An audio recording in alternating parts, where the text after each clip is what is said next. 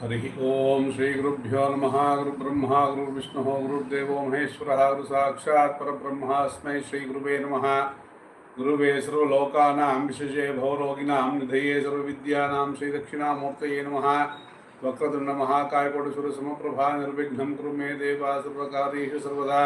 प्रणो देवी सरस्वती वाजेभिर्वाजिनीमती धीनाम वित्रवतु आनो दिवो बृहतः पर्वतादा सरस्वती इजतागन्ते यज्ञं वाग्देव्यै नमः। ॐ व्यासं वसिष्ठनप्तारं शक्तेः पौत्रमकल्मषं पराशरात्मजं वन्दे शुकतातं तपोनिधिं। व्यासाय विष्णुरूपाय व्यासरूपाय विष्णवे नमो वै ब्रह्मनिधये वासिष्ठाय नमो नमः। सदाशिवसमारम्भां शङ्कराचार्यमध्यमाम् अस्मदाचार्यपर्यन्तां वन्दे गुरुपरम्पराम्। शंकरं शंकराचार्यं केशवं बादरायणं सूत्रभाष्यकृतौ वन्दे भगवन्तौ पुनः पुनः। सद्गुरो देवताभ्यो नमः। श्रुति स्मृति पुराणानाम् आलयं करुणालयं नमः भगवत्पादशङ्करं लोकशङ्करं। गुरुवे सर्वलोकानां विशेषे भवरोगिणां निधये सर्वविद्यानां श्रीदक्षिणामूर्तये नमः। हरिः ओं श्रीगुरुभ्यो नमः। ॐ भद्रं कर्णेभिः शृणुयाम देवाः भद्रं पश्येमाक्षभिर्यजत्राः स्थिरैरङ्गैस्तुवां सस्तनोभिः विषेम देवहितं यदायुः। स्वस्ति न इन्द्रो वृद्धश्रवाः स्वस्ति नः पूषा विश्ववेदाः स्वस्ति नस्तार्क्ष्यो अरिष्टनेमिः स्वस्ति नो बृहस्पतिर्दधातु। ॐ शान्तिः शान्तिः शान्तिः। हरिः ॐ श्रीगुरुभ्यो नमः। ॐ वसुदेवसुतं देवं कंसचाणूरमर्दनं देवकी परमानन्दं वन्दे कृष्णं जगद्गुरुम्। ॐ नमो भगवते वासुदेवाय। ॐ सहना भवतु सहनौ भुनक्तु सह वीर्यं करवावहै तेजस्विनावधीतमस्तु मा विद्विषावहै। ॐ शान्तिः शान्तिः शान्तिः। हरिः ॐ श्रीगुरुभ्यो नमः। ॐ नमो भगवते वासुदेवाय। ॐ नमो कृष्णाय। ॐ व्यासमहर्षये ಶ್ರೀಶಂಕರಭಗವತ್ಪಾದಾಯ ನಮೋ ನಮಃ. ಎಲ್ಲ ಗುರುಗಳಿಗೂ ವಂದಿಸುತ್ತಾ ಆ ವಾಗ್ದೇವಿಯನ್ನ ಮನಸ್ಸು ಕಾಯ ವಾಚ ಮನಸ ಏನು ನುಡಿಸ್ತಾಳೋ ಅದನ್ನು ನುಡಿಯೋ ಒಂದು ಪ್ರಯತ್ನ ಅಷ್ಟೇ. ನಾನೊಂದು ಇಲ್ಲಿ ಉಪಕರಣದ ರೀತಿಯಲ್ಲಿ ಹೇಳೋ ಒಂದು ಪ್ರಯತ್ನವನ್ನು ಮಾಡ್ತಾ ಇದ್ದೇನೆ. ಈ ಭಾಗವತದ ಕಥೆಯನ್ನು ಕೇಳುತ್ತಿರುವ ನಿಮಗೆಲ್ಲರಿಗೂ ಕೂಡ ಶ್ರೀಕೃಷ್ಣ ಪರಮಾತ್ಮ ಸನ್ಮಂಗಳಗಳನ್ನು ಉಂಟು ಮಾಡಲಿ ಅಂಥೇಳಿ ಪ್ರಾರ್ಥನೆಯನ್ನು ಮಾಡಿಕೊಂಡು ಈ ಕಥಾ ಶ್ರವಣ ಅಥವಾ ಕಥಾ ವಾಚನವನ್ನು ಮುಂದುವರಿಸ್ತಾ ಇದ್ದೀನಿ. ಮೊದಲನೇ ಸ್ಕಂದದ 3ನೆಯ ಅಧ್ಯಾಯ 31ನೇ ಶ್ಲೋಕ. ತಾವತ್ ಪಾಪಾನಿ ದೇಹೇಸ್ಮಿನ್ ವಸಂತಿ ತಪೋಧನಾಃ ಯಾವನ್ನ ಶ್ರೂಯತೆ ಸಮ್ಯಕ್ ಶ್ರೀಮದ್ಭಾಗವತಂ ನರೈಃ. ಲೈ ತಪೋಧನರೇ, ಈ ಒಂದು ಭಾಗವತದ ಮಹಾಗ್ರಂಥವಾದ ಭಾಗವತದ ಕಥೆಯನ್ನು ಯಾರು ಸರಿಯಾಗಿ ಕೇಳ್ತಾರೋ, ಅಂದರೆ ಶ್ರದ್ಧೆಯಿಂದ ಕೇಳ್ತಾರೋ, ಆವಾಗ ಈ ಮನುಷ್ಯರಿಗೆ ಏನಾಗುತ್ತೆ, ಎಲ್ಲ ಪಾಪಕರ್ಮಗಳು ಬಿಡುಗಡೆ ಆಗತ್ತೆ. ಅಲ್ಲಿವರೆಗೂ ಕೂಡ ಈ ಪಾಪಕರ್ಮಗಳು ಅಂತಕ್ಕಂಥದ್ದು ನಮ್ಮಲ್ಲಿ ವಾಸಿಸಿಕೊಂಡು ನಮಗೆ ತೊಂದರೆಯೇ ಉಂಟು ಮಾಡ್ತಾ ಇರುತ್ತೆ ಅಂಥೇಳಿ ಹೇಳ್ತಾ ಇದ್ದಾರೆ. ನ ಗಂಗಾ ನ ಗಯಾ ಕಾಶಿ ಪುಷ್ಕರಂ ನ ಪ್ರಯಾಗಕಂ ಶುಕಶಾಸ್ತ್ರಕಥಾಯಾಶ್ಚ ಫಲೇನ ಸಮತಾಂ ನಯೇತ್. ಇಲ್ಲಿ ನ ಗಂಗಾ ನ ಗಯಾ ಕಾಶಿ, ಕಾಶಿ ಆಗಲಿ ಗಯೆ ಆಗಲಿ ಗಂಗಾ ನದಿ ಸ್ನಾನ ಆಗಲಿ, ಪುಷ್ಕರಂ ನ ಪ್ರಯಾಗಕಂ ತ್ರಿವೇಣಿ ಸಂಗಮ ಆಗ್ತಕ್ಕಂತಹ ಪ್ರಯಾಗದಲ್ಲಾಗಲಿ ಯಾವುದು ಕೂಡ ಶುಕಶಾಸ್ತ್ರ ಕಥಾಯಾಶ್ಚ ಈ ಭಾಗವತದ ಕಥೆಯನ್ನು ಕೇಳುವುದರಿಂದ ಉಂಟಾಗುವಂತಹ ಫಲಕ್ಕೆ ಸಮನಾಗಿ ಇಲ್ಲ. ಅಂತ ಹೇಳ್ತಾ ಇದ್ದಾರೆ. ಅಂದರೆ ನೀವು ಅದನ್ನು ಮಾಡಬಾರ್ದು ಅಂತಲ್ಲ. ಕಾಶಿ ದರ್ಶನ, ಕಾಶಿ ವಿಶ್ವೇಶ್ವರನ ದರ್ಶನ ಆಗಲಿ, ಅಥವಾ ಪ್ರಯಾಗ ಕ್ಷೇತ್ರಕ್ಕೆ ಹೋಗಿ ಅಲ್ಲಿ ತೀರ್ಥಗಳಲ್ಲಿ ಸ್ನಾನ ಮಾಡೋದಾಗಲಿ, ಗಂಗಾ ಸ್ನಾನಗಳನ್ನು ಮಾಡೋದಾಗಲಿ ಮಾಡಬೇಡಿ ಅಂತ ಹೇಳ್ತಾ ಇಲ್ಲ. ಅದನ್ನು ಮಾಡಿದರೂ ಕೂಡ ಇದು ಯಾವುದೋ ಭಾಗವತ ಕೊಡತಕ್ಕಂತಹ ಫಲಕ್ಕೆ ಸಮಾನ ಅಲ್ಲ ಅಂತ ಹೇಳ್ತಾ ಇದೆ. ಹಾಗಾದರೆ ನಾನು ಭಾಗವತ ಓದಿದ್ದೀನಿ, ಅಲ್ಲಿಗೆ ಹೋಗೋದು ಬೇಡವಾ ಅಂತಂದರೆ ಅಧಿಕಸ್ಯ ಅಧಿಕಂ ಫಲಂ ಅಂತ ಹೇಳ್ತಾರೆ. ಯಾವುದು ನಮಗೆ ಫಲವನ್ನು ಕೊಡುತ್ತೋ ಅದೆಲ್ಲವನ್ನು ಮಾಡಬೇಕು. ಈಗ ನನ್ನ ಹತ್ರ 1,000 ರೂಪಾಯಿ ಇದೆ ಅಂದರೆ ಇನ್ಯಾರು 1,000 ರೂಪಾಯಿ ಕೊಟ್ಟರೆ ನಾವು ತಗೊಳ್ಳೋದಿಲ್ವಾ? ತಗೊಳ್ತೀವಿ. ಎಷ್ಟು ಕೊಟ್ಟರು ಧನ ರೂಪದಲ್ಲಿ ಕೊಟ್ಟಾಗ ತಗೊಳ್ತೀವಿ. ಸುಖ ಅಂತ ಇದ್ದರೆ ಸುಖ ಇನ್ನೂ ಉಂಟಾಗಲಿ ಅಂತ ಬಯಸ್ತೀವಿ ಅಲ್ವಾ?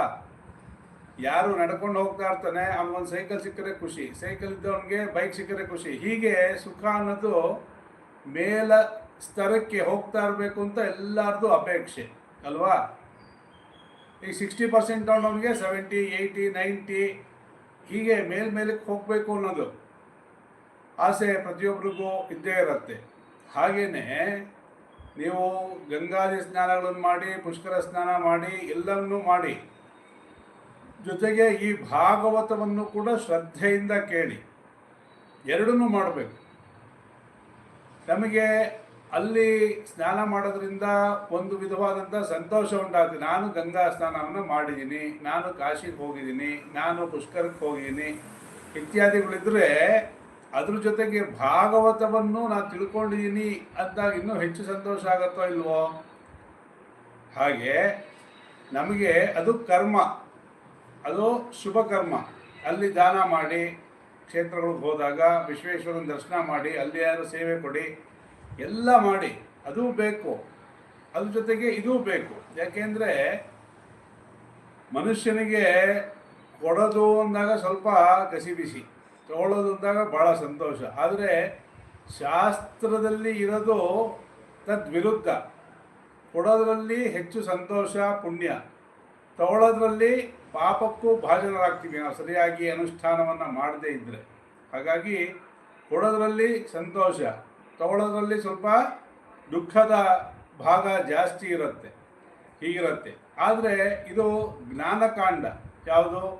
ಭಾಗವತ, ಭಗವದ್ಗೀತೆ ಇತ್ಯಾದಿಗಳು ಜ್ಞಾನಕಾಂಡ. ನಮಗೆ ಅದು ಕೇಳ್ತಾ ಇದ್ದಾಗ ಏನಾಗುತ್ತೆ, ಶ್ರದ್ಧೆಯಿಂದ ನಮಗೆ ಅಲ್ಲಿ ಭಕ್ತಿಯ ರಸವೇ ಇರೋದ್ರಿಂದ ಆ ರಸ ನಮ್ಮಲ್ಲಿರ್ತಕ್ಕಂತಹ ಕಸವನ್ನು ತೆಗೆಯುತ್ತೆ. ಯಾವುದು ಕಸ ಅಂತಂದರೆ ನಮ್ಮಲ್ಲಿ ಇರ್ತಕ್ಕಂತಹ ಈ ಸಂಸಾರವೇ ಎಲ್ಲ ಅಂತಕ್ಕಂಥದ್ದು ಕಸ, ಅದು ಅಧ್ಯಾಸ. ಯಾಕೆ ಮುಂಚೆಲ್ಲ ಹೇಳಿ ನಾನು, ಅದು ಕೇವಲ ವ್ಯಾವಹಾರಿಕ ಸತ್ಯ, ಅದು ಯಾವಾಗಲೂ ಇರೋದಿಲ್ಲ. ಹಾಗಾಗಿ ಸಚ್ಚಿದಾನಂದ ಸ್ವರೂಪರಾದ ನಾವು ಆ ಒಂದು ಸ್ವರೂಪವನ್ನು ಪಡ್ಕೊಳ್ಬೇಕಾದ್ರೆ ಇಂತಹ ರಸದ ಸೇವನೆಯನ್ನು ಮಾಡ್ತಾ ಮಾಡ್ತಾ ಮಾಡ್ತಾ ಆ ಕಸ ಹೋಗ್ತಾ ಹೋಗ್ತಾ ಹೋಗ್ತಾ ಶುದ್ಧಿ ಆಗುತ್ತೆ. ಈಗ ಮನೆ ಕಸ ಗುಡಿಸಿದಾಗ ಸ್ವಲ್ಪ ಶುದ್ಧಿ ಆಗುತ್ತೆ, ಮನೆ ಒರೆಸಿದಾಗ ಇನ್ನೂ ಶುದ್ಧಿ ಆಗುತ್ತೆ. ನೀವು ಅದಕ್ಕೆ ಫೆನಾಯ್ಲು ಇತ್ಯಾದಿ ಏನಾದ್ರು ಹಾಕ್ಕೊಂಡು ಮನೆ ಒರೆಸಿದ್ರೆ ಇನ್ನೂ ಶುದ್ಧಿ ಆಗುತ್ತೆ. ಹಾಗೆ ಈ ನಮಗೆ ಹಂತ ಹಂತವಾಗಿ ಹೋಗಬೇಕು. ಯಾಕೆ ಅಂತಂದರೆ ನಮಗೆ ಅನೇಕ ಜನ್ಮಗಳ, ಒಂದು ಜನ್ಮ ಅಲ್ಲ, ಜನ್ಮಾಂತರಗಳಿಂದ ಬಂದಿರತಕ್ಕಂತಹ ಈ ಒಂದು ಅಧ್ಯಾಸ ಅಂದರೆ ಇಲ್ಲದೇ ಇರೋದನ್ನ ಇದೆ ಅಂತ ಅಂದ್ಕೊಂಡ್ಬಿಟ್ಟಿದ್ದೀವಲ್ಲ, ಅದು ಹೋಗಬೇಕು. ಅದು ಹೋಗೋದ್ರಿಂದ ಚಿತ್ತ ಶುದ್ಧಿ ಆಗೋದು ಅಂತ ಹೇಳಿ ಈ ಒಂದು ಶ್ಲೋಕದಲ್ಲಿ ನಾವು ಚಿಂತನೆಯನ್ನು ಮಾಡ್ಬೋದು. ಮುಂದೆ ಹೀಗೆ ಹೇಳ್ತಾ ಇದ್ದಾರೆ, ಶ್ಲೋಕಾರ್ಧಂ ಶ್ಲೋಕಪಾದಂ ವಾ ನಿತ್ಯಂ ಭಾಗವತೋದ್ಭವಂ ಪಠಸ್ವ ಸುಮುಖೇನೈವ ಯದಿ ಇಚ್ಛಸಿ ಪರಾಂ ಗತಿಂ. ಈ ಭಾಗವತವನ್ನು ಪೂರ್ಣವಾಗಿ ಓದಕ್ಕಾಗದೇ ಇದ್ದರೆ, ಕೇಳಕ್ಕಾಗದೇ ಇದ್ದರೆ ಶ್ರದ್ಧೆಯಿಂದ ಈ ಶ್ಲೋಕದ ಅರ್ಧ ಭಾಗವನ್ನಾಗಲಿ ಕಾಲು ಭಾಗವನ್ನಾಗಲಿ ನಿತ್ಯವೂ ಕೂಡ ಭಾಗವತೋದ್ಭವಂ ಪಠಸ್ವ, ನಿತ್ಯಂ ಭಾಗವತೋದ್ಭವಂ ಪಠಸ್ವ. ಈ ಭಾಗವತದಲ್ಲಿ ಬಂದಿರತಕ್ಕಂತಹ ಶ್ಲೋಕಗಳನ್ನು ಓದ್ತಾ ಇದ್ದರೆ ಯದೀಚ್ಛಸಿ ಪರಾಂಗತಿ, ನಿಮಗೇನಾದರೂ ಒಳ್ಳೆಯ ಗತಿ ಮೋಕ್ಷ ಬರಬೇಕು ಅಂತ ಇದ್ದರೆ, ಅಥವಾ ಮೋಕ್ಷ ಅಂದ್ರೇನೋ ಸಾಕ್ಷಾತ್ ಮೋಕ್ಷ ಅಲ್ಲದೆ ಇದ್ರೂ ಕೂಡ ನಮ್ಮ ಜೀವನ ಮಟ್ಟ ಸುಧಾರಿಸ್ಬೇಕಾದ್ರೆ ಏನು ಮಾಡಬೇಕು? ನಮ್ಮ ಜ್ಞಾನ ಮಟ್ಟ ಹೆಚ್ಚಾಗ್ತಾ ಹೋಗಬೇಕು ಅಲ್ವಾ.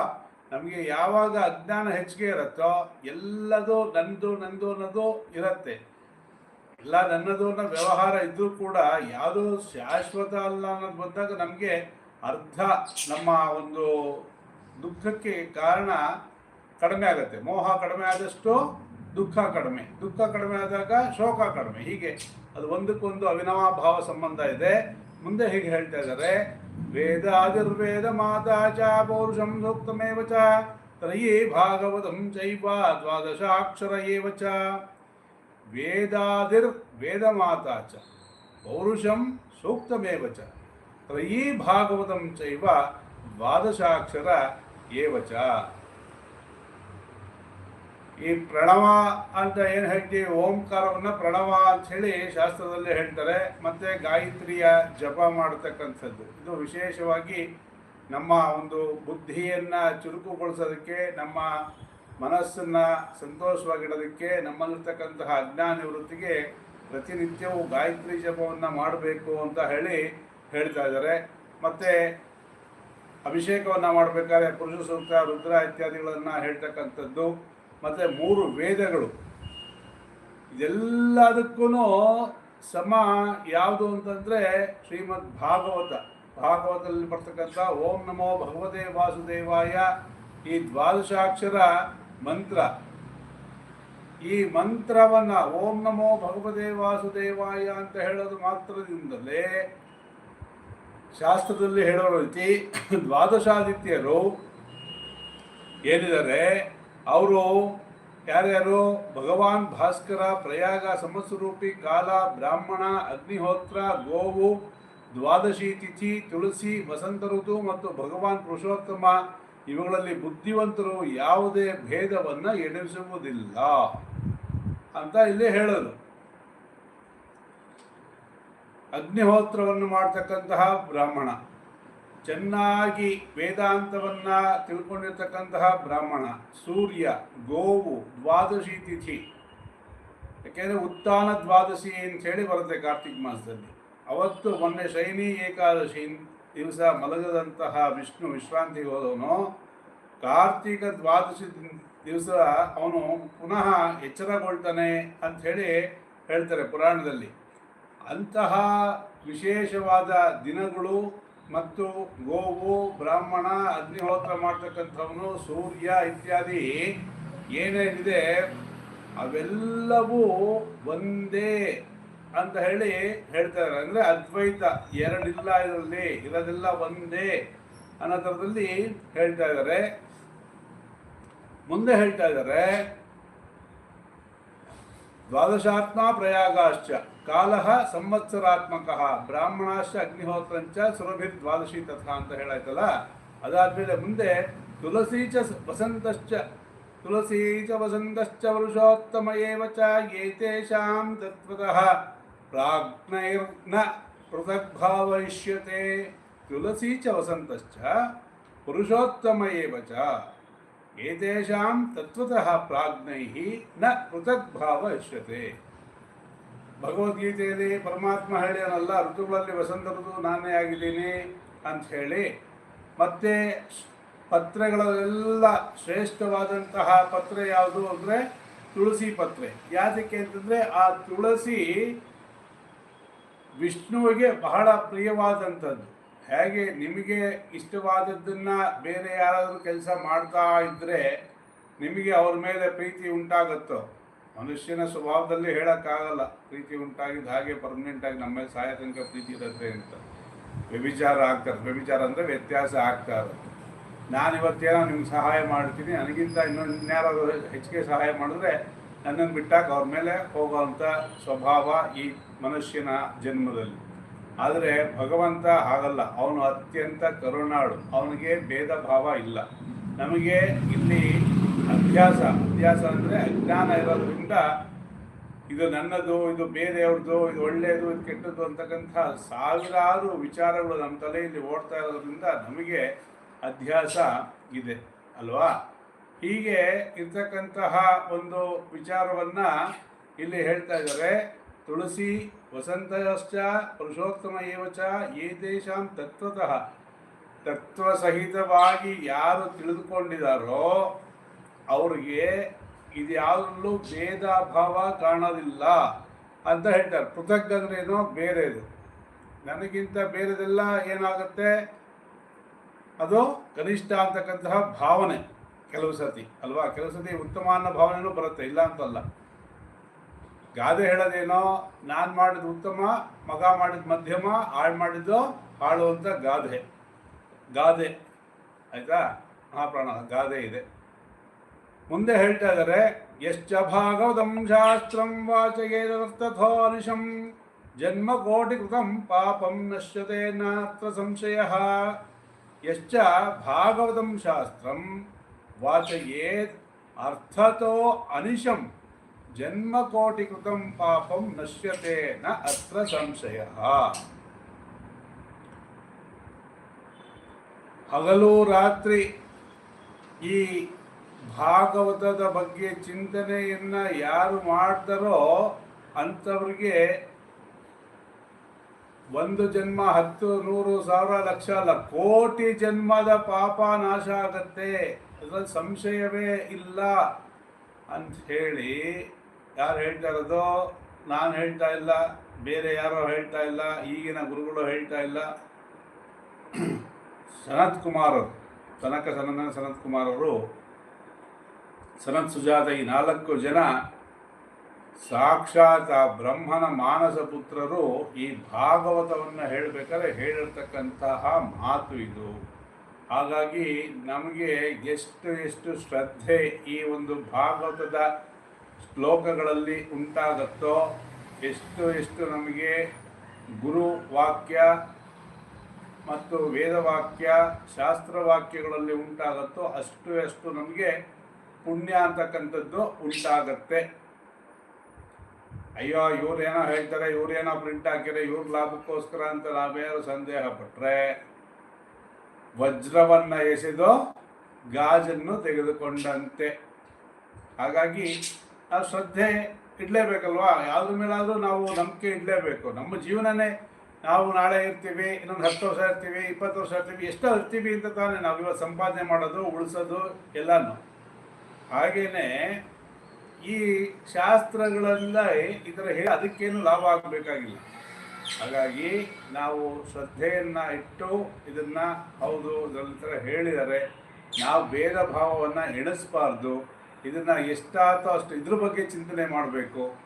ಬೇರೆ ಟಿ ವಿ ಸೀರಿಯಲ್ ಎಲ್ಲ ಬಿಟ್ಟಾಕ್ಬಿಟ್ಟು ಇವ್ರ ಬಗ್ಗೆ ಮಾತಾಡೋದು ಬಿಟ್ಟು ನಾವು ಭಗವತ್ ಚಿಂತನೆಯನ್ನು ಮಾಡ್ತಾ ಏನಾದರೂ ನಮಗೆ ಜ್ಞಾನವನ್ನು ಉಂಟು ಮಾಡ್ತಕ್ಕಂತಹ ವಿಚಾರಗಳನ್ನು ಮಾಡ್ತಾ ಇರೋದು ಬಹಳ ಉತ್ತಮ ಅಂಥೇಳಿ ಇಲ್ಲಿ ವಿಚಾರವನ್ನು ಹೇಳ್ತಾ ಇದ್ದಾರೆ. ಉಕ್ತಂ ಭಾಗವತಂ ನಿತ್ಯಂ ಕೃತಂ ಚ ಹರಿಚಿಂತನಂ ತುಳಸಿ ಪೋಷಣಂ ಚೈವ ಧೇನೂನಾಂ ಸೇವನಂ ಸಮಂ. ಇಲ್ಲಿ ಏನು ಹೇಳ್ತಾ ಇದ್ದಾರೆ? ಇದು ಹಿಂದಿನ ಶ್ಲೋಕ ಅಂದ್ಬಿಟ್ಟು ಶ್ಲೋಕಾರ್ಧಂ ಶ್ಲೋಕಪಾದಂ ವಾ ಪಠೇತ್ ಭಾಗವತಂ ಚ ಯಃ ನಿತ್ಯಂ ಪುಣ್ಯಮವಾಪ್ನೋತಿ ರಾಜಸೂಯಾಶ್ವಮೇಧಯೋ. ಶ್ಲೋಕಾರ್ಧಂ ಶ್ಲೋಕಪಾದಂ ಮುಂಚೆನೇ ಹೇಳಿದ್ರು, ಮತ್ತೆ ಹೇಳ್ತಾ ಇದ್ದಾರೆ ಪಠೇತ್ ಭಾಗವತಂ ಚ ಯಃ ನಿತ್ಯಂ ಪುಣ್ಯಮವಾಪ್ನೋತಿ ರಾಜಸೂಯ ಅಶ್ವಮೇಧಯೋ. ಯಾವ ಭಾಗವತವನ್ನ ಓದೋದ್ರ ಮಾತ್ರದಿಂದಲೇ ಅತ್ಯಂತ ಸುಲಭವಾಗಿರ್ತದ್ದು. ನಾನು ಹೇಳ್ತಾ ಇದ್ದೆ ನಾಮ ಜಪ ಮಾಡಿದ್ದ ಹಾಗೆ ಈ ಭಾಗವತವನ್ನ ಓದೋದ್ರ ಮಾತ್ರದಿಂದಲೇ ನಮಗೆ ಏನುಂಟಾಗತ್ತೆ ಅಂತಂದ್ರೆ ಅಶ್ವಮೇಧಾದಿ ಯಾಗಗಳನ್ನ ಮಾಡ್ತಕ್ಕಂತಹ ಪುಣ್ಯ ಉಂಟಾಗತ್ತೆ ಅಂಥೇಳಿ ಹೇಳ್ತಾ ಇದ್ದಾರೆ. ಉಕ್ತಂ ಭಾಗವತಂ ನಿತ್ಯಂ ಕೃತಂಚ ಹರಿಚಿಂತನಂ ತುಳಸಿ ಪೋಷಣಂ ಚೈವ ಧೇನೂನಾಂ ಸೇವನಂ ಸಮಂ. ಇವತ್ತಿನ ದಿವಸ ಹೆಚ್ಚು ಪಾಲು 30-40 ಇಲ್ಲ ಆಫ್ ಸೈಟ್ 15, 40, 20, 30 ಸೈಟ್ಗಳಲ್ಲಿ ನಾವು ಮನೆಯನ್ನು ಕಟ್ಕೊಂಡು ಇದ್ದಾಗ ಹಸುನ ತಂದು ಕಟ್ಟಾಕಿ ಸಾಕೋದೆಲ್ಲಿ ಜಾಗ ಇಲ್ಲ. ಗೋ ಸೇವನೆ ಮಾಡೋದಕ್ಕೆ, ಗೋ ಸೇವೆಯನ್ನು ಮಾಡೋದಕ್ಕೆ ಕಷ್ಟ. ಅಥವಾ ಗೋ ಸೇವೆ ಮಾಡೋಕಡೆ ನಾವು ದುಡ್ಡು ಬೇಕಾದ್ರೆ ಕೊಡ್ಬೋದು, ಅದಕ್ಕೆ ಹುಲ್ಲು ಅದಕ್ಕೆ ಬೇಕಾದಂತಹ ಪೋಷಣೆ ಮಾಡೋದಕ್ಕೆ ದುಡ್ಡು ಕೊಟ್ಟರು ಅದು ಕೂಡ ಪುಣ್ಯ. ವಿಚಾರ ಬಂದಾಗ ಒಂದೊಂದು ಸೇರಿಸಿ ಹೇಳಬೇಕಾಗತ್ತೆ ಅಲ್ವಾ. ಗೋ ಸೇವೆಯನ್ನು ಮಾಡ್ತಕ್ಕಂಥದ್ದು. ತುಳಸಿ ಪೋಷಣ, ಮನೆ ಮುಂದೆ ಒಂದು ತುಳಸಿ ಪಾಟ್ ಇಟ್ಕೊಂಡಿರ್ತೀವಿ ಎಲ್ಲರ ಮನೆಯಲ್ಲೂ ಹೆಚ್ಚು ಕಡಿಮೆ. ಅದನ್ನು ಪೋಷಣೆ ಮಾಡ್ತಕ್ಕಂಥದ್ದು. ಮತ್ತು ಹರಿಚಿಂತನೆಯನ್ನು ಅದೇ ನಾಮಜಪ ಅಂತ ಹೇಳ್ತಾ ಇರ್ತೀನಲ್ಲ, ಹರಿಚಿಂತನೆಯನ್ನು ಮಾಡ್ತಕ್ಕಂಥ ಹರಿಹರರಲ್ಲಿ ನಮಗೇನು ಅಭೇದವೇ. ಓಂ ನಮಃ ಶಿವಾಯ ಅಂದ್ರೂ ನಮಗೆ ಅದೇ ಫಲನೇ, ಓಂ ನಮೋ ನಾರಾಯಣಾಯ ಅಂದ್ರೂ ಅದೇ ಫಲನೇ. ನಮಗೆ ಮುಖ್ಯವಾಗಿ ಚಿತ್ತಶುದ್ಧಿ ಆಗಬೇಕಾಗಿದ್ದೆ. ಅದೆಲ್ಲದಕ್ಕೂ ಸಮ ಯಾವುದು ಅಂದರೆ ಈ ಭಾಗವತವನ್ನು ಕೇಳೋದ್ರಿಂದನೂ ಪುಣ್ಯ, ಅದನ್ನು ಪ್ರಸಾರ ಮಾಡೋದ್ರಿಂದನೂ ಪುಣ್ಯ. ಹೀಗೆ 4 ವಿಧವಾದಂತಹ ಪುಣ್ಯಗಳು ನಮಗೆ ಉಂಟಾಗತ್ತೆ. ಅದೆಲ್ಲ ಮುಂಚೆ ಹೇಳಿದ್ದೀನಿ ನಾನು, ಮತ್ತೆ ಅದನ್ನೇ ಹೇಳಕ್ಕೆ ಹೋಗಲ್ಲ. ಅಲ್ಲಿ ಮುಂದೆ ಹೀಗೆ ಹೇಳ್ತಾ ಇದ್ದಾರೆ, ಅಂತಕಾಲೇತು ಏನೈವ ಶ್ರೂಯತೆ ಶುಕಶಾಸ್ತ್ರವಾತ್ ಪ್ರೀತ್ಯಾ ತಸ್ಯೈವ ವೈಕುಂಠಂ ಗೋವಿಂದೋ ಅಭಿಪ್ರಯಚ್ಛತಿ. ಅಂತಕಾಲೇತು ಏನೈವ ಶ್ರೂಯತೆ ಶುಕಶಾಸ್ತ್ರವಾತ್ ಪ್ರೀತ್ಯಾ ತಸ್ಯೈವ ವೈಕುಂಠಂ ಗೋವಿಂದೋ ಅಪಿ ಪ್ರಯಚ್ಛತಿ. ಯಾರು ಈ ಭಾಗವತವನ್ನ ಅಂತ್ಯ ಸಮಯದಲ್ಲಿ ಕೇಳ್ತಾರೋ, ಅಂತ್ಯ ಸಮಯ ಯಾವಾಗ ಬರುತ್ತೆ ಅದೇ ಕ್ವಶನ್ ಮಾರ್ಕ್, ಗೊತ್ತಿಲ್ಲ. ರೋಗ ಬಂದಿರೋರು ವರ್ಷಾನುಗಟ್ಟಲೆ ಹಾಸಿಗೆ ಹಿಡಿದು ಮಲಗೇ ಇರ್ತಾರೆ, ಸಾಯೋದಿಲ್ಲ. ಅಥವಾ ಚೆನ್ನಾಗೇ ಇರ್ತಾರೆ, ಫಟ್ಟಂದ ಪ್ರಾಣ ಹೋಗ್ಬಿಡುತ್ತೆ. ಹಾಗಾಗಿ ಸಾವಿನ ಸಮಯ ನಮಗೆ ಗೊತ್ತಿಲ್ಲ. ಹಾಗಾಗಿ ಏನು ಮಾಡಬೇಕು, ಸದಾ ಭಗವತ್ ಚಿಂತನೆಯನ್ನು ಮಾಡ್ತಾ ಇರಬೇಕು. ಮಾಡ್ತಾ ಇದ್ರೆ ಅಂತಕಾಲೇತು ಏನೈವ ಶ್ರೂಯತೆ ಶುಕಶಾಸ್ತ್ರ ವಾಕ್. ಯಾರು ಅಂತ್ಯಕಾಲದಲ್ಲಿ ಈ ಭಾಗವತವನ್ನ ಕೇಳ್ತಾ ಪ್ರಾಣ ಹೋಯ್ತು ಅಂದರೆ ಅವ್ರಿಗೆ ಮೋಕ್ಷ ಅಂಥೇಳಿ ಹೇಳ್ತಾ ಇದ್ದಾರೆ. ಪ್ರೀತ್ಯ ತಸ್ಮಯ ವೈಕುಂಠಂ ಗೋವಿಂದೋ ಅಪಿ ಪ್ರಯಚ್ಛತಿ. ಅವರು ಗೋವಿಂದನಲ್ಲೇ ಲೀನ ಆಗ್ಬಿಡ್ತಾರೆ, ಸೇರ್ಕೊಂಡ್ಬಿಡ್ತಾರೆ ಅನ್ನೋ ಥರದಲ್ಲಿ ಹೇಳ್ತಾ ಇದ್ದಾರೆ. ಆದರೆ ನಮಗೆ ಗೊತ್ತಿಲ್ವೇ, ನಾನು ಸಾಯಬೇಕಾದ್ರೆ ಭಾಗವತ ಪುಸ್ತಕ ಇಟ್ಕೊಂಡು ಸಾಯ್ತೀನಿ ಅಂತ ಹೇಳೋಕ್ಕಾಗಲ್ವೇ? ನಾನು ಎಲ್ಲಿರ್ತೀನೋ, ಏನು ಕಥೆಯೋ? ಅದಕ್ಕೆ ಬದುಕಿರ್ಬೇಕಾದ್ರೇ ಇದನ್ನು ಶ್ರವಣ ಕೇಳೋದ್ರಿಂದ, ಹೇಳೋದ್ರಿಂದ, ಪ್ರಚಾರ ಮಾಡೋದ್ರಿಂದ, ಭಾಗವತವನ್ನು ನೀವು ಕೇಳಿ, ಒಳ್ಳೆಯದು, ಭಗವದ್ಗೀತೆಯನ್ನು ಕೇಳಿ, ನಮಗೆ ಎಷ್ಟೋ ಅನುಕೂಲ ಆಗಿದೆ, ನಿಮಗೂ ಅನುಕೂಲ ಆಗತ್ತೆ ಅಂತ ಜನಗಳಿಗೆ ಹೇಳೋದ್ರಿಂದನೂ ನಮಗೆ ಪುಣ್ಯ ಬರುತ್ತೆ. ಆಯಿತಾ? ಅದನ್ನು ಮಾಡಬೇಕು. ಯಾವಲ್ಲೋ ಓದ್ತೀನಿ, ನಾಳೆ ಓದ್ತೀನಿ, ನಾಡಿದ್ದು ಓದ್ತೀನಿ ಅಂತಂದರೆ ಈ ನಾಳೆ ಅನ್ನೋದು ನಮಗೆ ನನ್ನ ಜೀವನದಲ್ಲಿ ಬರುತ್ತೋ ಇಲ್ವೋ ಅಂತ ನನಗೆ ಗೊತ್ತಿಲ್ವಲ್ಲ. ಹಾಗಾಗಿ ಬದುಕಿರ್ಬೇಕಾದ್ರೆ, ನಾಲಿಗೆ ಚೆನ್ನಾಗಿ ನುಡಿತಾ ಇರಬೇಕಾದ್ರೆ, ಕಣ್ಣು ಕಾಣ್ತಾ ಇರಬೇಕಾದ್ರೆ ಭಾಗವತವನ್ನು ಓದಬೇಕು. ಕಿವಿ ಕೇಳ್ತಾ ಇರ್ಬೇಕಾದ್ರೆ ಭಾಗವತವನ್ನು ಕೇಳಿಸ್ಕೊಳ್ಬೇಕು, ಶ್ರದ್ಧೆಯಿಂದ ಕೇಳಿಸ್ಕೊಳ್ಬೇಕು. ಈ ರೀತಿ ಯಾರು ಮಾಡ್ತಾರೋ ಅವ್ರಿಗೆ ಮೋಕ್ಷ ಉಂಟಾಗುತ್ತೆ ಅಂತ ಇಲ್ಲಿ ಹೇಳ್ತಾ ಇದ್ದಾರೆ. ಮುಂದೆ ಹೇಳ್ತಾ ಇದ್ದಾರೆ, ಹೇಮಸಿಂಹಾಯುಧಂ ಚೈವ ಚೈತದ್ವೈಷ್ಣವಾಯುಧಾತಿ ಚ ಕೃಷ್ಣೇನ ಸಹಸಾಯುಜ್ಯಂ ಸ ಉಮಾಂ ಲವತೆ ಧ್ರುವಂ. ಹೇಮಸಿಂಹಾಯುಧಂ, ಚಿನ್ನದ ಸಿಂಹಾಸನದಲ್ಲಿ ಈ ಭಾಗವತದ ಗ್ರಂಥವನ್ನು ಇಟ್ಟು ಯಾರು ಈ ವಿಷ್ಣು ಭಕ್ತರು ಅಥವಾ ಈ ದೈವ ಭಕ್ತರು ಇದ್ದಾರೋ ಅವ್ರಿಗೆ ಕೊಟ್ಟಿದ್ದೇ ಆದರೆ ಅವ್ರಿಗೆ ಕೃಷ್ಣನ ಸಾಯುಜ್ಯ ಸಿಕ್ಕತ್ತೆ ಅಂಥೇಳಿ ಹೇಳ್ತಾರೆ. ಪುಮಾಂ ಲಭತೆ ಧ್ರುವಂ. ಪುಮಾಂ ಅಂತಂದರೆ ಇಲ್ಲಿ ಹೆಂಗಸು ಗಂಡಸು ಅನ್ನತಕ್ಕಂತಹ ಭೇದ ಭಾವನ ಇಟ್ಕೊಳ್ದೇನೆ ಪುರುಷು ವಸತಿ ಇತಿ ಪುರುಷಃ, ನಮ್ಮ ಪುರದಲ್ಲಿ ಈ ದೇಹದಲ್ಲಿ ವಾಸ ಮಾಡಿರ್ತಕ್ಕಂತಹ ಆ ಭಗವಂತ ಇದಾನಲ್ಲ ಅಂಥವ್ರಿಗೆ ಎಲ್ಲರಿಗೂ, ಹಾಗಾಗಿ ಎಲ್ಲರಲ್ಲೂ ಭಗವಂತ ಇದ್ದಾನೆ. ಯಾರು ಈ ಪುಣ್ಯ ಕಾರ್ಯವನ್ನು ಮಾಡ್ತಾರೋ ಅವ್ರಿಗೆ ಕೃಷ್ಣನ ಸಾಮೀಪ್ಯ ಅಥವಾ ಆ ಕೃಷ್ಣನಲ್ಲಿ ಐಕ್ಯವಾಗ್ತಾರೆ ಅಂಥೇಳಿ ಹೇಳ್ತಾ ಇದ್ದಾನೆ. ಆ ಜನ್ಮ ಮಾತ್ರಮಪಿ ಏನ ಶಠೇನ ಕಿಂಚಿತ್ ಚಿತ್ತಂ ವಿಧಾಯ ಶುಕಶಾಸ್ತ್ರ ಕಥಾನ ಪೀತ ಚಾಂಡಾಲವಚ್ಚ ಕರವದ್ಭದತೇನ ನೀತಂ ಮಿಥ್ಯಾಸು ಜನ್ಮ ಜನನಿ ಜನಿ ದುಃಖ ಭಾಜ. ಯಾರು ಈ ಭಾಗವತವನ್ನ ಕೇಳೋದಿಲ್ಲ, ಯಾರು ಈ ಭಾಗವತವನ್ನ ಸ್ವಲ್ಪನಾದರೂ ರಸ ಆಸ್ವಾದನೆಯನ್ನ ಮಾಡೋದಿಲ್ಲ, ಅಂಥವರು ಕತ್ತೆಯಂತೆ ವ್ಯರ್ಥವಾಗಿ ಕಾಲವನ್ನು ಕಳೀತಾರೆ ಅಂತ ಹೇಳ್ತಾರೆ. ಅಂದರೆ ನಿನ್ನ ಜನ್ಮ ನಿರರ್ಥಕ ಅಂಥೇಳಿ. ಯಾಕೆ? ಎಲ್ಲ ಪ್ರಾಣಿಗಳಿಗಿಂತ ಉತ್ತಮವಾದಂತಹ ದೇಹ ಈ ಮನುಷ್ಯ ಜನ್ಮ ದೇಹಧಾರಿಯಾಗಿ ಜ್ಞಾನ, ಮಾತು ಎಲ್ಲವನ್ನ, ವಿವೇಕ ಎಲ್ಲವನ್ನ ಇಟ್ಕೊಂಡಿದ್ದಾನೆ ಅಲ್ವಾ.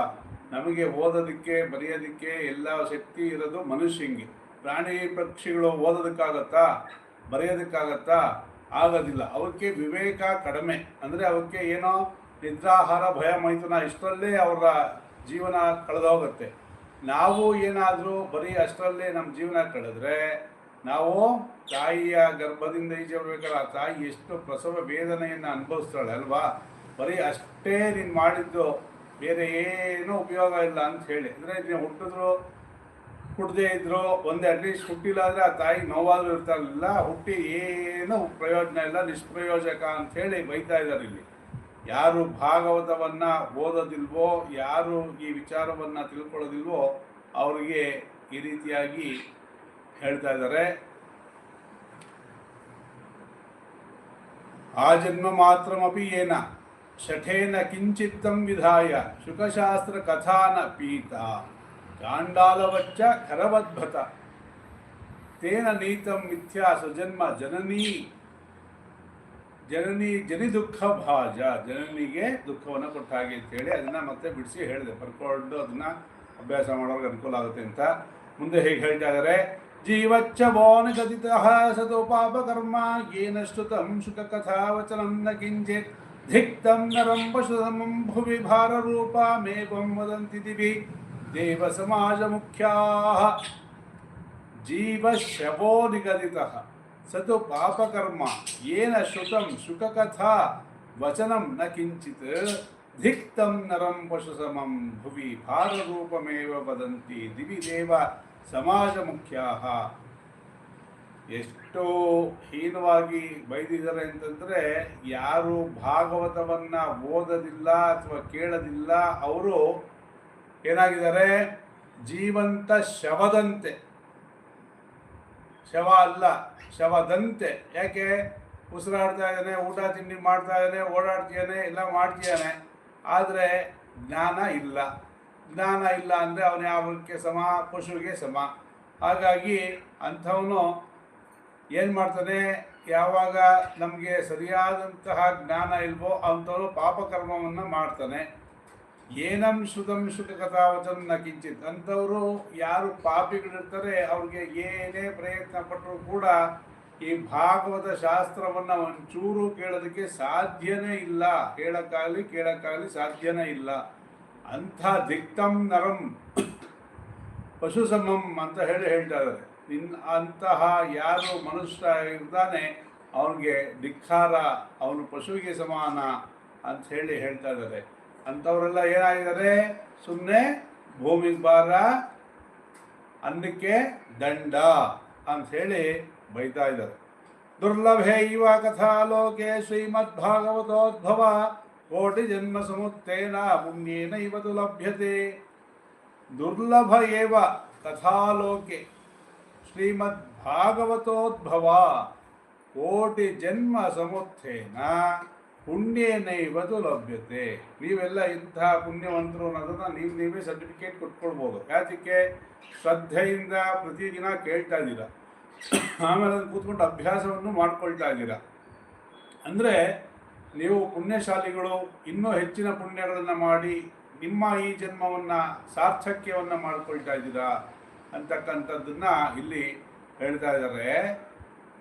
ಎಲ್ಲರಿಗೂ ಇದು ಸಿಕ್ಕೋದಿಲ್ಲ ಅಂಥೇಳಿ ಈ ದುರ್ಲಭವಾಗಿರ್ತಕ್ಕಂಥ ಕತೆ. ಯಾಕೆಂದರೆ ಇದೊಂದು ಮೊಬೈಲ್ ಇದೆ ಅಂತಂದರೆ ಮೊಬೈಲಲ್ಲಿ ಬೇಕಾದ ನೋಡ್ಬೋದಲ್ಲ, ನಾವು ಇಂಥದ್ದೇ ನೋಡಬೇಕು ಅಂತ ರಿಸ್ಟ್ರಿಕ್ಷನ್ ಇಲ್ವ, ಏನು ಬೇಕಾದ್ರೂ ನೋಡ್ಬೋದು. ಗೇಮ್ಸ್ ಆಡ್ದಾಗ ಕೂದಿರ್ಬೋದು ಹಗಲು ರಾತ್ರಿ. ಫೇಸ್ಬುಕ್ ನೋಡ್ಕೊಂಡು ಕೂದಿರ್ತಾರೆ, ಫೇಸ್ಬುಕ್ ಇಸ್ಕೊಂಡು ಹೀಗೆ ಇರ್ತಾರೆ, ಫೇಸ್ ಹೀಗೆ ಎತ್ತಕ್ಕೆ ಅಲ್ವಾ. ಹಾಗಾಗಿ ನಮಗೆ ಒಂದೇ ವಸ್ತುನ ಯಾವುದಕ್ಕೆ ಬೇಕಾದ್ರೂ ಉಪಯೋಗಿಸ್ಬೋದು. ಚಾಕು ಇದ್ದಾಗ ಅದನ್ನು ಹಣ್ಣು ತರಕಾರಿ ಹೆಚ್ಚಕ್ಕೆ ಉಪಯೋಗಿಸ್ಬೋದು, ಕೊಲೆ ಮಾಡೋಕ್ಕೂ ಉಪಯೋಗಿಸ್ಬೋದು. ಕೊಲೆ ಮಾಡಿದವನು ಜೈಲಿಗೆ ಹೋಗ್ತಾನೆ, ಹಣ್ಣು ತರಕಾರಿ ತಿಂದವನು ಆರೋಗ್ಯವಾಗಿರ್ತಾನೆ ಅಲ್ವಾ. ಬೆಂಕಿ ಆಹಾರ ಬೇಯಿಸ್ಕೊಳ್ಳೋಕ್ಕೆ ಅಥವಾ ದೇವ್ರ ದೀಪ ಹಚ್ಚಿದಾಗಲೂ ಅದು ಬೆಂಕಿ, ಹೋಮದ ಕುಂಡದಲ್ಲಿದ್ದಾಗ ಅದು ಬೆಂಕಿ. ಅದೆಲ್ಲನೂ ಒಂದೇ ಬೆಂಕಿ ಅಂತೀವ. ಅದಕ್ಕೆ ಪವಿತ್ರವಾದಂತಹ ಗೌರವ ಕೊಡ್ತೀವಿ. ದೇವ್ರ ಮಂದಿರ್ತಕ್ಕಂತಹ ದೀಪಕ್ಕೆ ಗೌರವ, ನಮಸ್ಕಾರ ಮಾಡ್ತೀವಿ. ಹೋಮದ ಕುಂಡಕ್ಕೆ ನಮಸ್ಕಾರವನ್ನು ಮಾಡ್ತೀವಿ.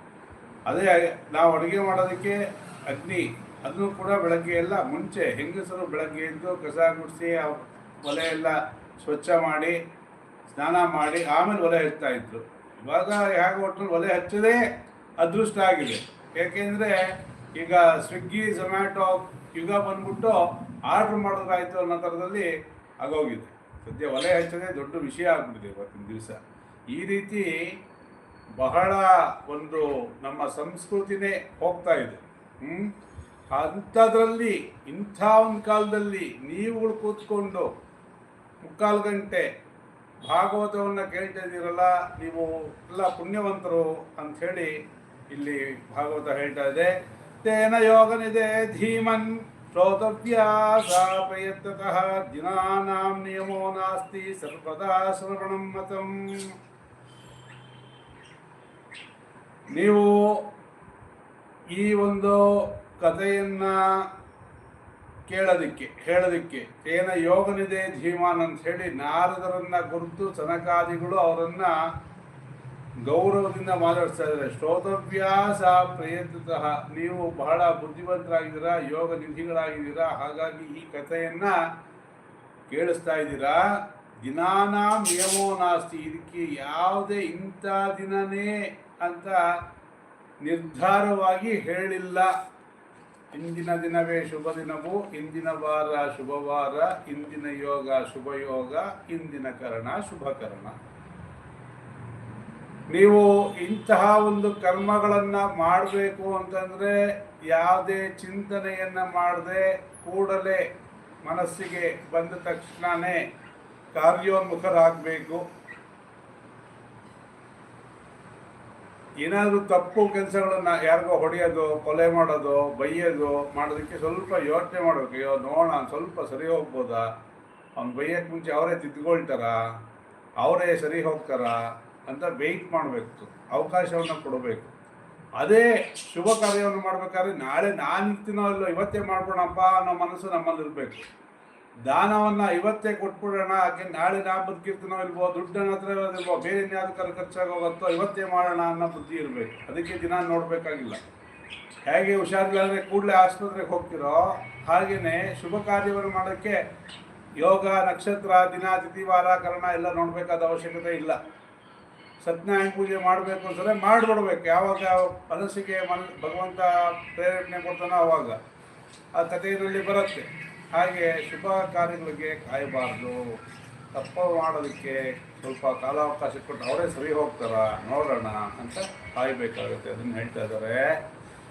ಸತ್ಯೇನ ಬ್ರಹ್ಮಚರ್ಯೇಣ ಸರ್ವದಾ ಶ್ರವಣಂ ಮತಂ ಅಶಕ್ಯತ್ವಾತ್ ಕಲೋ ಬಹುದ್ಯೋ ವಿಶೇಷೋ ಅತ್ರ ಸುಖಾಗ್ನಯ.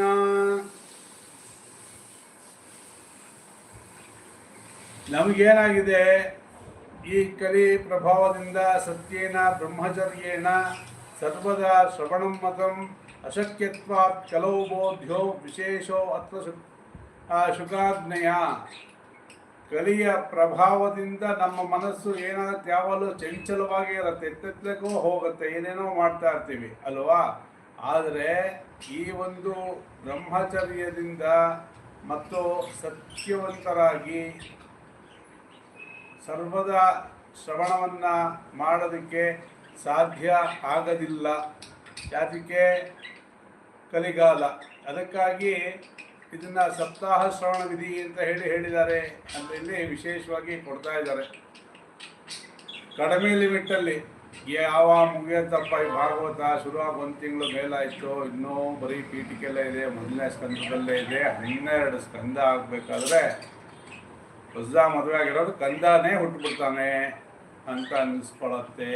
ಕಲಿಗಾಲ ಸ್ಕಂದ ಮುಗಿಯೋಷ್ಟೊತ್ತಿಗೆ ಆ ಕಂದ ದೊಡ್ಡದೇ ಆಗಿಬಿಡುತ್ತೆ, 12 ಸ್ಕಂದ ಅಂತ ಯೋಚನೆ ಬರುತ್ತೆ. ಹಾಗಾಗಿ ಈ ಶ್ರವಣವನ್ನು 7 ದಿವಸಗಳಲ್ಲಿ ಬೆಳಗ್ಗೆಯಿಂದ ರಾತ್ರಿವರೆಗೂ ಕಥೆಯನ್ನು ಕೇಳ್ತಾ ಮುಗಿಸ್ಬೇಕು ಅಂತ. ಆದರೆ ಸೀರಿಯಲ್ ಎಷ್ಟು ವರ್ಷ ಒಂದು ನೋಡ್ತಾ ಇರ್ತಾರೆ, ಗಮನ ಇಟ್ಟು ಕೇಳ್ತಾ ಇರ್ತಾರೆ, ಡೈಲಾಗ್ಸ್ ಎಲ್ಲ ಜ್ಞಾಪಕ ಇರುತ್ತೆ. ಆದರೆ ಇದನ್ನು ಕೇಳೋದು ಬೇಜಾರಾಗುತ್ತೆ ಅಂಥೇಳಿ ಇಲ್ಲಿ ಹೇಳ್ತಾ ಇದ್ದಾರೆ. ಮುಂದೆ ಹೇಳ್ತಾ ಇದ್ದಾರೆ, ಮನೋವೃತ್ತಿ ಜಯಶ್ಚೈವ ನಿಯಮಾಚರಣಂ ತಥಾ ದೀಕ್ಷಾಂ ಕರ್ತುಮ ಶಕ್ಯತಾತ್ ಸಪ್ತಾಹ ಶ್ರವಣಂ ಮತಂ. ಯಾವುದಕ್ಕೋಸ್ಕರ ಹೇಳ್ತಾ ಇದ್ದೀವಿ ಸಪ್ತಾಹದಲ್ಲೇ ಮುಗಿಸ್ಬೇಕು ಅಂಥೇಳಿ ಅವರು ಸಮರ್ಥನೆಯನ್ನು ಕೊಡ್ತಾ ಇದ್ದಾರೆ. ಮನಸ್ಸನ್ನು ನಿಗ್ರಹ ಮಾಡೋದು ಬಹಳ ಕಠಿಣವಾದಂಥದ್ದು. ಯಾಕೆ ರಜಾ ಹಾಕಿ ಕೇಳೋಣ ಅಂತಂದರೆ ಒಂದು ದಿವಸ 2 ದಿವಸ ಹಾಕ್ಬೋದು, ಮ್ಯಾಕ್ಸಿಮಮ್ 1 ವಾರ ಇಯರ್ಲೇ ಹಾಕ್ಬಿಟ್ಟು ಮುಗಿಸ್ಬೋಣ ಇದು ಅಂತ ಮುಗಿಸ್ಬೋದು. ಆದರೆ ವಾರಕ್ಕೆ 2 ದಿವಸ ಕಥೆ ಹೇಳ್ತಿದ್ರೆ ಎಷ್ಟು ದಿವಸ ಕೇಳಿದಿರಾ, ಎಷ್ಟು ದಿನಕ್ಕೆ ಮುಗಿಯುತ್ತೆ ನಿಮಗೂ ಗೊತ್ತಿಲ್ಲ, ನಮಗೂ ಗೊತ್ತಿಲ್ಲ.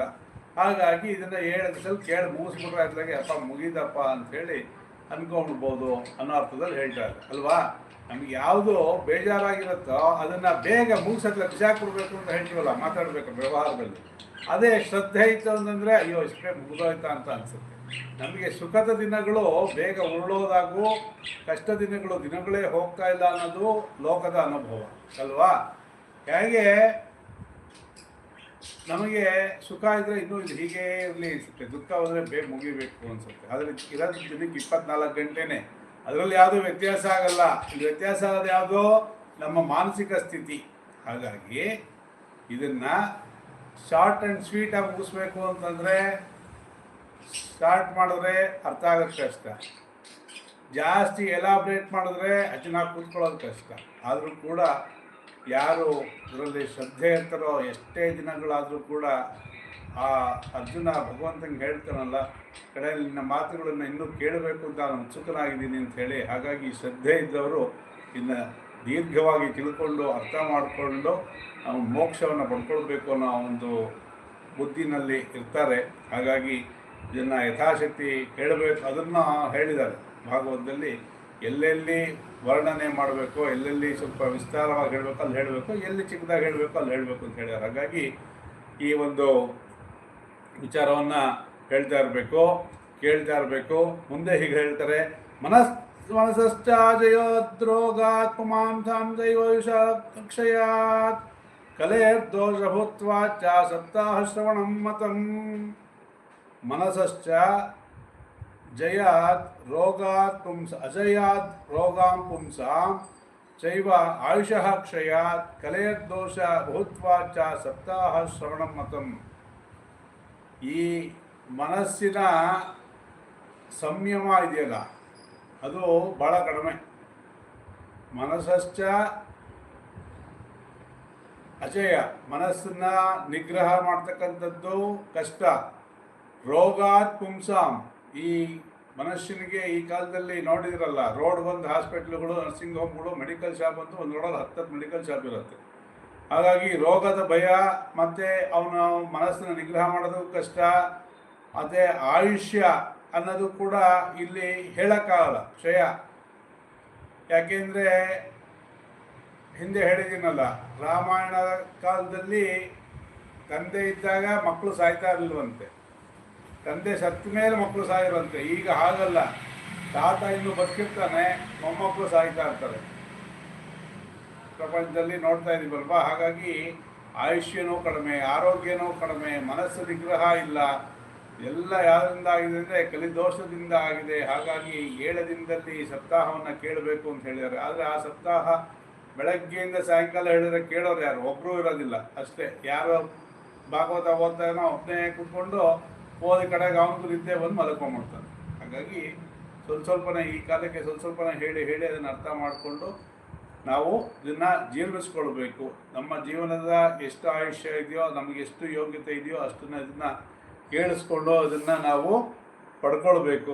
ಯತ್ಫಲಂ ನಾಸ್ತಿ ತಪಸಾ ನ ಯೋಗೇನ ಸಮಾಧಿನ ಅನಾಯಾಸೇನ ತತ್ಸರ್ವಂ ಸಪ್ತಾಹ ಶ್ರವಣೇ ಲಭೇತ್. ಯತ್ಫಲಂ ನಾಸ್ತಿ ತಪಸ ನ ಯೋಗೇನ ಸಮಾಧಿನ ಅನಾಯಾಸೇನ ತತ್ಸರ್ವಂ ಸಪ್ತಾಹ ಶ್ರವಣೇ ಲಭೇತ್. ನಾವು ತಪಸ್ಸನ್ನು ಮಾಡಬೇಕು ಅಂತ ಮನಸ್ಸು ಮಾಡಬೇಕಾದ್ರೇ ಕಷ್ಟ. ಏಕೆಂದರೆ ಏಕಾಗ್ರತೆಯಿಂದ ಒಂದೇ ಕಡೆ ಕೂತು ಆಸನದಲ್ಲಿ ಒಂದೇ ನೇರವಾಗಿ ಕೂತು ಹೇಳಿದನಲ್ಲ ಭಗವದ್ಗೀತೆಯಲ್ಲಿ, ಯಾವ ರೀತಿ ನಾವು ಧ್ಯಾನವನ್ನು ಮಾಡಬೇಕು ಅಂತ ಹೇಳಿ. ಅದರಲ್ಲಿ ಆಸನ, ಧ್ಯಾನ, ದೇಹ ನೇರವಾಗಿರಬೇಕು ಇತ್ಯಾದಿ ಎಲ್ಲ ವಿಚಾರಗಳನ್ನು ಹೇಳಿದನಲ್ಲ. ಹಾಗಾಗಿ ಅದನ್ನೆಲ್ಲ ಮಾಡೋದು ಬಹಳ ಕಷ್ಟ. ಧ್ಯಾನ ಯೋಗದಲ್ಲಿ ಹೇಳೋ ಥರದಲ್ಲಿ ಈ ಕಲಿಕಾಲದಲ್ಲಿ ಮಾಡೋದು ಕಷ್ಟ. ಹಾಗಾಗಿ ಯತ್ಫಲಂ ನಾಸ್ತಿ ತಪಸ. ಆ ತಪಸ್ಸನ್ನು ಮಾಡ್ಬೇಕಾದ್ರೆ ತುಂಬ ಕಷ್ಟ. ಯೋಗೇನ ಸಮಾಧಿನ, ನಾವು ಯೋಗವನ್ನು ಮಾಡ್ತಾ ಮಾಡ್ತಾ ಅಭ್ಯಾಸವನ್ನು ಮಾಡ್ತಾ ಮಾಡ್ತಾ ಸಮಾಧಿ ಸ್ಥಿತಿಗೆ ತಲುಪಬೇಕು ಅಂದರೆ ಎಷ್ಟೋ ಕಾಲ ತಗೊಂಡ್ಬಿಡುತ್ತೆ. ಅನಾಯಾಸೇನ ತತ್ಸರ್ವಂ ಸಪ್ತಾಹ ಶ್ರವಣೆ ಲಭ್ಯತೆ. ಇದೆಲ್ಲದಕ್ಕಿಂತ ಹೆಚ್ಚು ಸುಲಭ ಯಾವುದು ಅಂತಂದರೆ ಅದು ಕಂಪೇರ್ ಮಾಡಿದ್ರೆ, ಆ ಕಷ್ಟಕ್ಕೆ ಕಂಪೇರ್ ಮಾಡಿದ್ರೆ ಸುಲಭ ಯಾವುದೋ 7 ದಿವಸದಲ್ಲಿ ಈ ಭಾಗವತವನ್ನು ಕೇಳೋದಂತ. 7 ದಿವಸ ಅಂದರೆ 7 ದಿವಸ ಅಂತ ಇಟ್ಕೊಳಕ್ಕಾಗಲ್ಲ ಈ ಕಾಲದಲ್ಲಿ. ಏಕೆಂತಂದರೆ ಅಷ್ಟು ಬೆಳಗ್ಗೆಯಿಂದ ರಾತ್ರಿ ತನಕ ಕೇಳೋರು ಯಾರು, ಅವಾಗ ಹೇಳಿದ್ನಲ್ಲ ಹಾಗೆ. ಮೈಸೂರು ಪಾಕ್ ಮನೇಲಿ ಮಾಡಬೇಕಂದ್ರೆ ಭಾಳ ಕಷ್ಟ. ಅದು ಯಾವ ಥರ ಮಾಡಬೇಕು ಅಂತ ಗೊತ್ತಿರಬೇಕು. ಅದಕ್ಕೆ ಸರಿಯಾದಂತಹ ದಪ್ಪ ಬಾಣಲೆ ಇರಬೇಕು, ಕುರ್ಟಿ ಇರಬೇಕು, ಎಲ್ಲ ಇರಬೇಕು, ಹದ ಗೊತ್ತಿರಬೇಕು, ಪ್ರಮಾಣ ಗೊತ್ತಿರಬೇಕು. ಅದ್ರ ಬದಲು ಈಸಿಯಾಗಿ ಹೋಗಿ ಬೇಕಲ್ಲಿ ತಂದು ತಿಂದು ಬಿಡ್ಬೋದು ಅಲ್ವಾ. ನಂದಿನಿನಲ್ಲೂ ಮೈಸೂರು ಪಾಕ್ ಸಿಗುತ್ತೆ, ಬೇರೆ ಬೇರೆ ಕಡೆನೂ ಸಿಗುತ್ತೆ. ಅಡ್ಡ ಪರಿಣಾಮ ಆಗುತ್ತೋ ಬಿಡುತ್ತೋ ಅದು ಪ್ರಶ್ನೆ ಆಮೇಲೆ. ಆದರೆ ಮಾಡೋದು ಕಷ್ಟ ಅಂಥೇಳಿ ಅಲ್ಲಿ ಹೋಗಿ ತಂದು ತಿನ್ಬೋದು. ಆದರೆ ಮನೆಯಲ್ಲಿ ಮಾಡಿ ತಿಂದಾಗ ಅದರ ಸವಿ, ಆ ಶ್ರಮದ ಫಲ, ರುಚಿ ಎಲ್ಲ ಬೇರೆ. ಹಾಗೆ ಈ ಸಪ್ತಾಹ ಇದನ್ನು ಕೇಳೋದು ಕಷ್ಟನೇ ಅಲ್ವಾ. 3/4 ಗಂಟೆ ಕೂತ್ಕೊಂಡು ಕಾನ್ಸಂಟ್ರೇಟ್ ಮಾಡೋದು ಕಷ್ಟನೇ. ತಪಸ್ಸು ಇನ್ನೂ ಕಷ್ಟ. ಸಮಾಧಿಗೆಲ್ಲ ಹೋಗ್ಬೇಕಾದ್ರೆ ಅದೂ ಕಷ್ಟ. ಹಾಗಾಗಿ ಕಷ್ಟ ಎಲ್ಲದರಲ್ಲೂ ಇದೆ. ಆದರೆ ನಾವು ಇಷ್ಟಪಟ್ಟರೆ ಯಾವುದೂ ಕಷ್ಟ ಆಗಲ್ಲ. ಇಷ್ಟಪಡದೇ ಎಲ್ಲನೂ ಕಷ್ಟ ಆಗುತ್ತೆ. ಹಾಗಾಗಿ ನಾವು ನಮ್ಮ ಜೀವನವನ್ನು ಸಾರ್ಥಕ ಮಾಡ್ಕೊಳ್ಳೋಕ್ಕೋಸ್ಕರ ಭಾಗವತವನ್ನು ಶ್ರದ್ಧೆಯಿಂದ ವಿವರವಾಗಿ ತಿಳ್ಕೊಂಡಾಗ ಮತ್ತೆ ಯಾವತ್ತಾದ್ರೂ ನಾವು ಓದಬೇಕು ಅಂತಂದರೆ ಯೂಟ್ಯೂಬಲ್ಲೂ ಇರುತ್ತೆ, ಪುಸ್ತಕ ಇರುತ್ತೆ. ಪುಸ್ತಕನ ಇಟ್ಕೊಂಡು ಓದಿದ್ರು ಕೂಡ ನಮಗೆ ಅರ್ಥ ಆಗುತ್ತೆ. ಹಾಗಾಗಿ ಸ್ವಲ್ಪ ಸಮಾಧಾನವಾಗಿ ದೀರ್ಘಕಾಲ ಆದರೂ ಕೂಡ ಕೇಳೋದು ಉತ್ತಮ ಅಂಥೇಳಿ ಈ ಒಂದು ಸಂದರ್ಭದಲ್ಲಿ ಹೇಳೋದಕ್ಕೆ ಇಷ್ಟಪಡ್ತೀನಿ. ಯಜ್ಞಾತ್ ಗರ್ಜತಿ ಸಪ್ತಾಹ, ಸಪ್ತಾಹೋ ಗರ್ಜತಿ ವೃತ, ತಪಸೋ ಗರ್ಜತಿ ಪ್ರೋಚ್ಛೈ, ತೀರ್ಥ್ಯಾ ನಿತ್ಯಂ ಹಿ ಗರ್ಜತಿ. ಯಜ್ಞಾತ್ ಗರ್ಜತಿ ಸಪ್ತಾಹ, ಸಪ್ತಾಹೋ ಗರ್ಜತಿ ವ್ರತಾತ್, ತಪಸೋ ಗರ್ಜತಿ ಪ್ರೋಚ್ಛೈ, ತೀರ್ಥಾ ನಿತ್ಯಂ ಹಿ ಗರ್ಜತಿ. ಏನು ಹೇಳ್ತಾ ಇದ್ದಾರೆ ಇಲ್ಲಿ? ಈ ಸಪ್ತಾಹ ಶ್ರವಣ, ಯಜ್ಞ, ವ್ರತ, ತಪಸ್ಸು, ತೀರ್ಥ ಸೇವನೆ ಇದೆಲ್ಲದಕ್ಕಿಂತ ಗರ್ಜತಿ. ಗರ್ಜತಿ ಅಂದರೆ ಸಿಂಹ ಗರ್ಜನೆ ಅಂತ ಹೇಳ್ತೇವಲ್ಲ ಹಾಗೆ ಇದು ಅದೆಲ್ಲಕ್ಕಿಂತ ಬಹಳ ಜೋರಾಗಿದೆ, ಬಹಳ ಪ್ರಖರವಾಗಿದೆ ಅಂಥೇಳಿ ಹೇಳ್ತಾ ಇದ್ದಾರೆ. ಹಾಗಾಗಿ ಈ ಒಂದು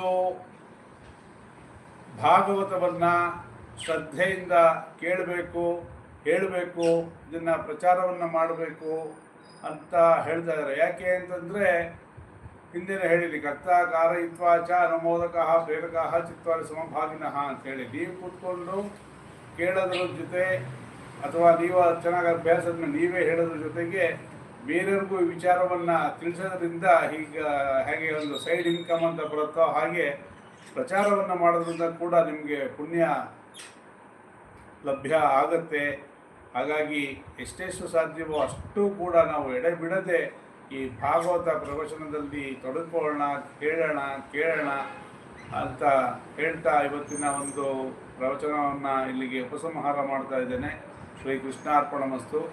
ಓಂ ಸಹನಾಭವತು ಸಹನೋ ಭುನಕ್ತು ಸಹ ವೀರ್ಯಂ ಕರವಾವಹೈ ತೇಜಸ್ವಿನವಧೀತಮಸ್ತು ಮಾ ವಿದ್ವಿಷಾವಹೈ. ಓಂ ಶಾಂತಿಃ ಶಾಂತಿಃ ಶಾಂತಿಃ. ಹರಿ ಓಂ ಶ್ರೀ ಕೃಷ್ಣಾರ್ಪಣಮಸ್ತು. ಈ ಭಾಗವತವನ್ನು ಶ್ರದ್ಧೆಯಿಂದ ಕೇಳಿದ ನಿಮಗೆಲ್ಲರಿಗೂ ಕೂಡ ಆ ಶ್ರೀಮನ್ನಾರಾಯಣ ಅಥವಾ ಕೃಷ್ಣ ಯಾವುದೇ ರೂಪದಿಂದ ನೀವು ಧ್ಯಾನ ಮಾಡ್ತಿರೋ ಆ ಜಗನ್ನಿಯಾಮಕ ಎಲ್ಲರಿಗೂ ಸನ್ಮಂಗಳವನ್ನು ಉಂಟು ಮಾಡಲಿ ಅಂತ ಹೇಳಿ ಪ್ರಾರ್ಥನೆ ಮಾಡ್ತಾ ಮುಗಿಸ್ತಾ ಇದ್ದೀನಿ. ಕೃಷ್ಣಾರ್ಪಣಮಸ್ತು.